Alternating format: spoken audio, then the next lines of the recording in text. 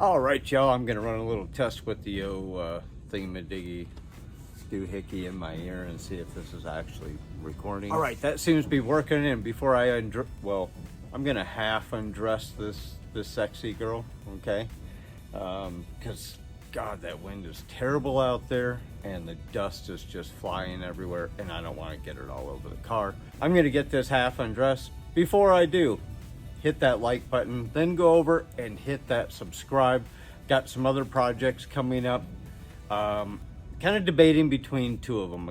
One of them being what I call the old farm truck. Like, there's some things I would really like to do to that truck. Like a big block and a Tremec 5-speed and square it all the way around, and maybe a 3-link and make it turn really well. The other project, holy crap. Yeah, we're not going. Well, that plan got scrubbed pretty quick because the wind is not going to participate and I'm not going to tempt Mother Nature. You already missed once today.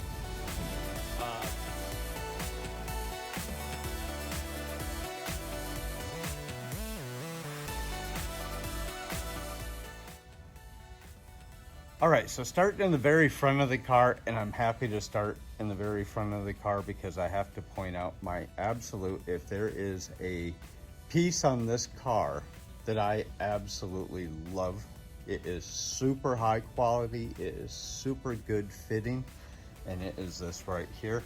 And the downside is, I can't remember who the manufacturer is, but if you go over to my Instagram, I have a picture of this and the bumper together, and there's a comment under there of who manufactures this. I'm sure it wasn't cheap. I don't know what the price was, but I've got to tell you, that's probably one of the best aftermarket parts that I've put on a Corvette in a long time. That was a super buy. Moving up here, we put the C7 Corvette emblem on there. The nice part is it's just right where you start to get that little tiny crease here in the front, and it just sits there so nicely and lays right over both sides. Uh-oh. Yeah, I totally screwed up. Hold on. All right, we're back. I had to get in the driver's side. My second piece that I liked, I don't know, it's tied for first, but it's the night drive TV, sleepy headlights. I think the squares look absolutely phenomenal on there, and I put the factory bezels back on, and it's got that mean mug brow. But I think one of the coolest things about this is the shape is almost a perfect match. I mean, everything just flows together so well in the front. These are the Vet LEDs, the corner markers. I really like those too. They're super bright, as you can tell, and they look great from a distance. The side marker changes up, makes it a whole lot more streamlined. And I think the other thing is too is if you follow the angle of that lens, it just, and that wasn't planned, it just so happened, it just follows right along. All right, we got our fender flares all done. We seam sealed those in Sika Flex. We put our sleepy headlights in. We did the headlight adjustments and what have you. The car fits together so well. Up top, we got the track spec Motorsport heat extractor vents. Let's see, down here in the wheel well, it is all blacked out. If you guys are just new to this, this is the ATS-V 4-pot Brembo brake caliper. And this is a C6 Z06 rotor.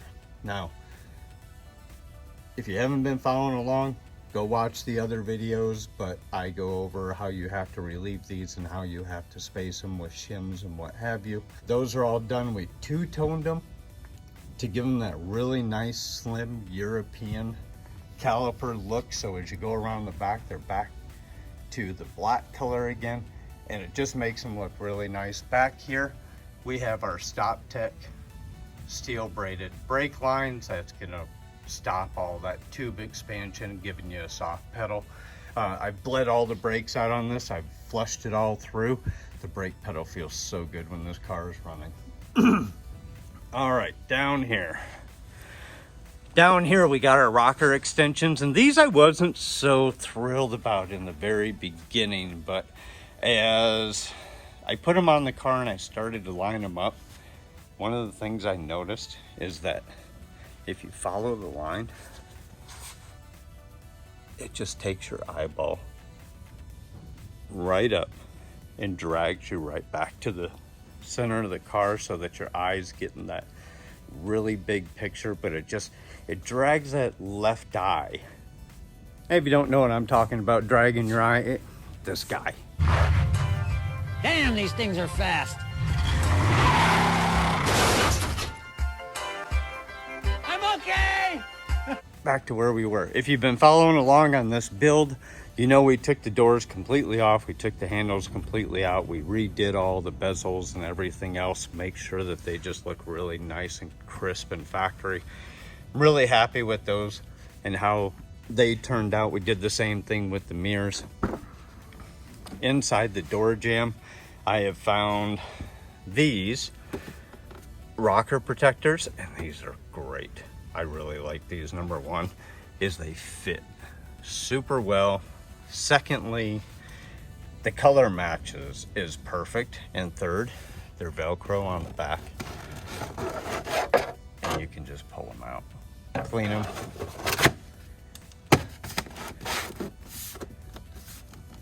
They pop back into place and they sit right where they're supposed to. You could double-sided tape them in place if you wanted to. I kind of like in the convenience of being able to take them out. Like most of us, the door panels on this car were an absolute wreck. Both of them had to be patched everywhere along the inside. Even the speaker vents, all the folding tabs that hold those in place, like they were all broken out and cracked off. So we did the same thing. We ran a bead of Sika Flex all the way around it, put it back in place, and you can't even tell that was done. Let's see, detailed, cleaned up the interior, did the same thing in the trunk in the back. I put on a stubby antenna. If you've never used one of these, and remember, I'll put links to these products all down below, so if you guys are looking for them as well, all you gotta do is click that link. It pays the channel a couple, 2-3%. It kind of all adds up. Thank all you guys that jumped on the Cadillac ATS-V Calipers. You guys bought a lot of those. Thank you very much. I greatly appreciate that. Back to what we were talking about is I bought the stubby antenna. If you've never had one of these stubby antennas, these are great for the FRCs. They're quality. They get the factory radio to get super reception in the back.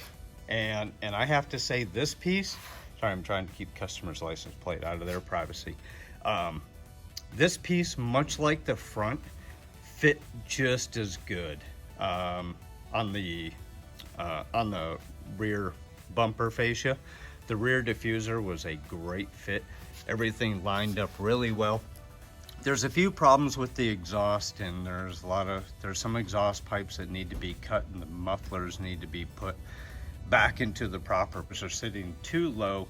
They're pushing against here. I didn't want to cut that away because he did say something about doing exhaust at some point here.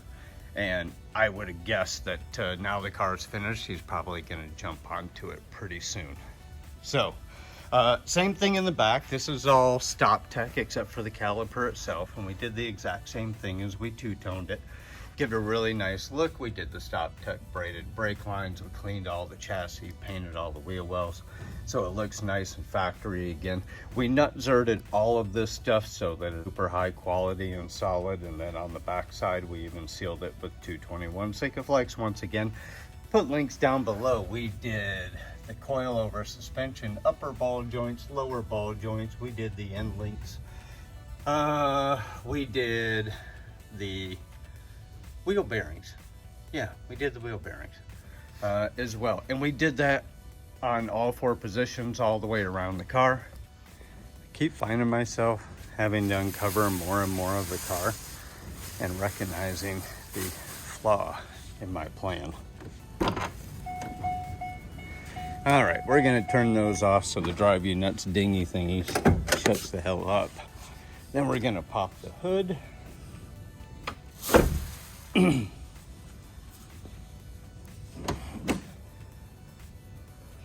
Oh, I got a bunch of buffing compound to get cleaned up. Whole bunch. All right, but here's what I want to talk about. So this had the Ram. The Ram had failed. At some point in time, it was actually sucking air from 2 different locations. So we kept the Ram bridge. We corrected all this wiring on this side of your fuel rail, your left side fuel rail, your number 1 fuel rail. Same thing over on the right side. We rewire loomed all of that so that it's nice and protected. I can't believe I slung compound everywhere on here. That just, ugh, that irks me. Anyways, we took the entire cooling system out of the car. We put a K&N filter on there. Quite honestly, that's going to breathe better than a Ram. I'm sorry to tell you guys, Ram air does not work. It's been proven time and time and time again. The dyno results that you're seeing is just the use of better air filters over the factory. Okay, back under the hood. So we took out the entire ABS module. We flushed that all out. We made sure we got any trash out of there because our master cylinder was dirty as a mug. Like that must are dirty.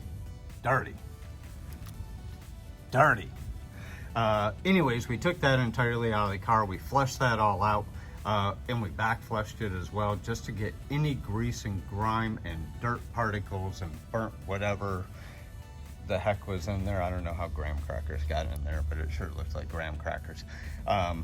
Blew out all the lines, ran some alcohol through them just to get any contaminants out of them. I don't know why I keep sitting there pointing at it. Just to get the brake system back up to snuff again so that the car is good for years and years to come. So we're all set there. What else did we do? Oh, so this thing was leaking like the Exxon Valdez, and we pulled the entire power steering system out of it and put a new power steering pump in, redid the lines. We did the reservoir lines, cleaned it all up, put it back together, did a belt alignment on with the pulleys, with the laser alignment tool. Always do that when you are dealing with serpentine belts, or you're going to get that just drive you nuts sound. Other than that, what else did we do under the hood? Oh, we did the AC, but the car needs a driver's side blend air door, and as long as you're going to be pulling the entire dashboard out of there, you may as well replace both of those blend air door motors with the good metal blend air ones, then you never have to worry about them again. Okay, kind of making our way back. We had discussed replacing this rain tray fascia all the way across because it's kind of just broken everywhere. There was no sense in wasting any time or any money on fixing it and painting it because they're so cheap that the customer could just order one, have it there at the house when he calls the glass people to come and replace the glass, because obviously you're not going to drive this around with a broke windshield on it, right? Like, no. He's going to get it replaced. I know he is. He likes his cars too nice. Anyways, back to the cooling system. So the cooling system was completely clogged on this. We entirely cleaned out the radiator. We cleaned out the AC condenser. We changed all the seals in the AC system, evac, recharged all that. Finished it all up by just blackening out the wheel wells. And if you watch the other videos, you saw where we blacked out the frame with the chassis black all the way through. Polished everything up, and she is ready to go. So leave some comments as to what you think about the wide body build. I've seen some great looking wheels that are going to look super great on this car. Still a couple little things to do. It's got a traction control ABS light. It needs a steering clock spring. It needs to be realigned. Obviously, I don't have alignment equipment. And then I believe the front accelerometer needs to be changed as well. It threw a code for it, and for it to throw a code and log it permanently, yeah, it needs to be changed, and that'll clear up all of its traction control problems and things like that.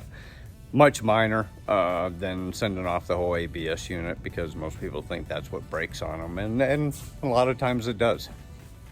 So in closing, you may be asking yourself, what does all of this cost to build a customer? And the answer is, I can't tell you. That's between me and him. The video or the video series on this car, the same thing on the black car, the same thing as all my other builds. My intent isn't for you to get the idea to go out and pay someone to do it. The intent is to inspire you to go out and do it. Don't be afraid to cut a car. Be afraid to buy a C5. I promise they're going way up in value very soon. Wait, I can't believe I forgot this. Like the single most important part of this entire car. And that is the paint and its finish and its reflective value. I'm sure you can see me walking by. You can see the lights, you can see the toolboxes, you can see my prison suit. Just kidding. Like, who doesn't know prison suits are orange? So once all this was sprayed, I did a 4-stage color sand and buff on this using a 3-stage compound system, going from a pretty light compound to begin with all the way to a micro finish, and it really just gives it that super bright finish and quality to it, and the reflection, and it's nice to walk by and be able to read your watch as you're just strolling by.